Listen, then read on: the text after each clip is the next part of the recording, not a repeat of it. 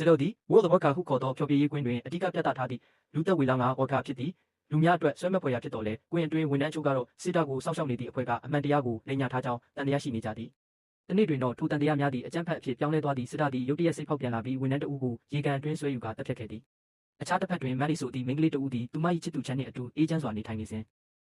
မမျှော်လင့်ပဲတပြတိုက်မှုတစ်ခုအတွင်းဖမ်းဆီးခံရသည့်ရုံးရင်းဆန်ခတ်ဖြစ်စဉ်အတွင်းတနက်ကြီးဆန်တစ်လုံးကမက်လီနာနာအနီးမှဖြတ်သွားပြီးနားအကြားအာယုံထိခိုက်သွားခဲ့သည်ဓာပြသည်ထွက်ပြေးသွားတော့လဲနောက်ပိုင်းတွင်ကားဖြင့်ပြန်တိုက်ခဲ့ပြီးချာသည်ထိုအဖြစ်အပျက်တွင်အသက်ဆုံးရှုံးခဲ့ရသည်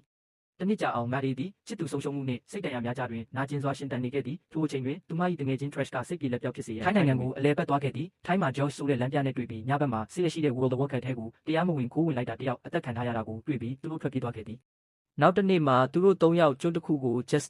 Ski နဲ့တွားနေတုန်းလမ်းမှာတစ်ခုခုနဲ့တိုက်မိပြီးအားလုံးရေထဲပြုတ်ကျသွားခဲ့သည်အဲ့ဒါကတော့ပင်လယ်ထဲကိုပြန်လွတ်လိုက်တဲ့ဆယ်တာဖြစ်နေခဲ့တဲ့စစ်တပ်က George ကိုတတ်လိုက်ပြီး Mary နဲ့ Trash ကတော့ကြောက်ဆောင်တစ်ခုပေါ်မှာပိတ်မိနေခဲ့ပါသည်